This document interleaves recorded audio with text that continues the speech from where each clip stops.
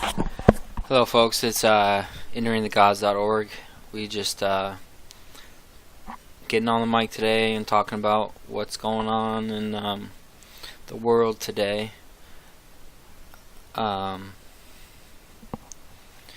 So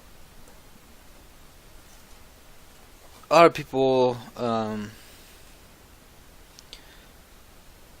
want to think that these certain scientific truths, and I'm talking about climate change, perhaps even the fact that we went to space, the fact that we have an international space station, these scientific truths, gravity, the study of gravity, these phenomena that has stretched across generation after generation of science cannot be reconciled with religion. Well, it's funny because in biblical context, there's been instances where they've used signs of science to describe even math or mathematics, to describe things. And you have to forgive me for my slow speech, but I am schizophrenic, so I do have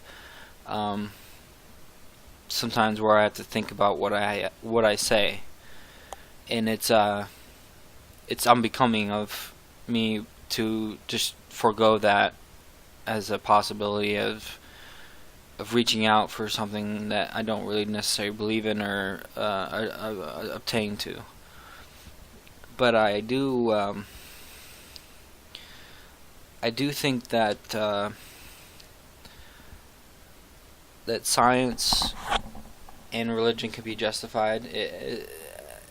It's been thought of for the last 50 years of how science and religion can be more, even since medieval times, in the Enlightenment afterwards, thought of as a way to really understand the universe.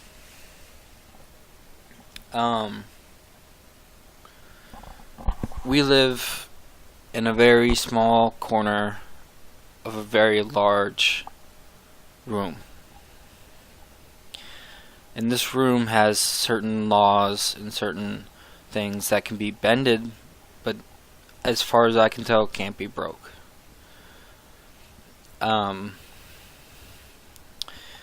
Let's take gravity, for example. The fact that gravity has certain mathematical properties and certain features that allow it to exist make it so that these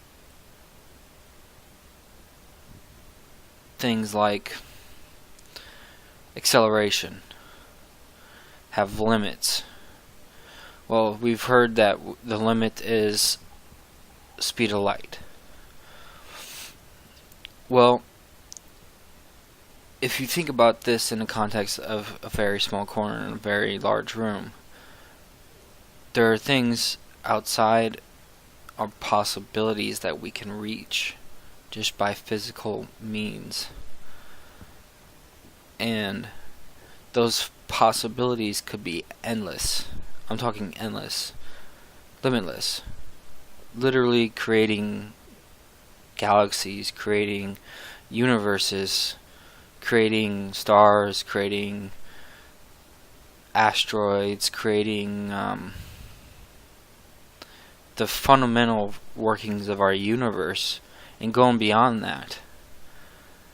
And one of the factors that can lead to this is a very sustainable AI population.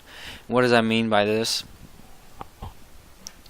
basically everything that Elon Musk says about AI and about space, I agree with everything. And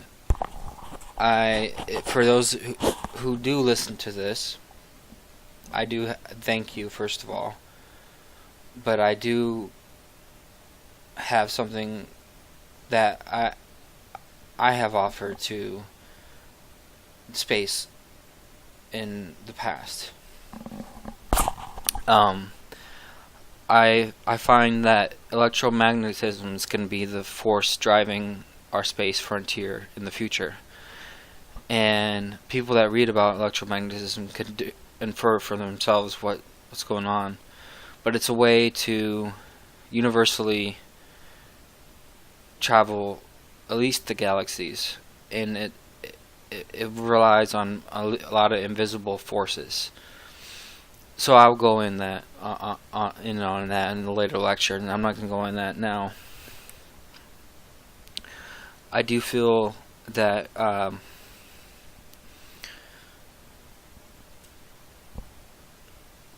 that science, mainly mainstream science, is correct in a lot of things that they believe in, because they have studied these things and they have a group of people that really understand the fundamental laws of physics, science, mathematicians working in government. Like, our history has never really allowed that to happen for probably since the ancient days. So that's this program. I hope you liked it. I will come back with more in the future. Thank you.